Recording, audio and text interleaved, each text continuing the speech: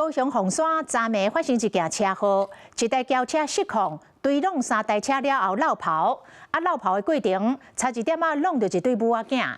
這個媽媽看到車準備弄過來，是馬上來保護到9個月大的這個小男嬰，結果雙腳受傷。那這個落跑的56歲男駕駛，最後被警察逮捕，原來佫是食毒來塞車。敢是去畫面，一台白色轎車向偏離開車路，先下到停在路邊的一台轎車，隨後向頭前追攏2台奧多擺，然後無停車就直接倒走。為行車記錄器畫面看到，白色轎車為頭前追攏時，有一位小姐當佇咧看奧多擺，看到車準備弄過來，隨跳開。逃過一劫的，就是這一位查某車主。我剛好要牽車。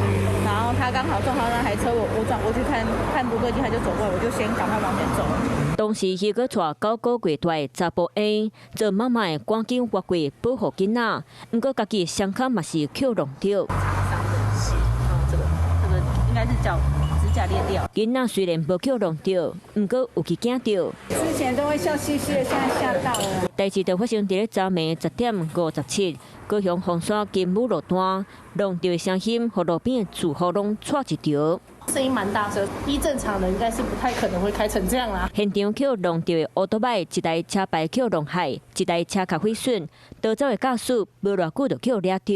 調閱周遭監視器及行車記錄器畫面，迅速掌握肇事車輛動向，隨即在大寮區內坑路附近尋獲該車，並進一步查獲駕駛吳姓男子。56歲的駕駛雖然無酒駕，不過經過喙瘰快篩結果，初步是安非他命含依托米酯的陽性反應，驗尿的結果嘛有毒品的陽性反應，閣是食毒塞車，讓一個人受傷。吳先生扣去食毒駕駛含上法辦。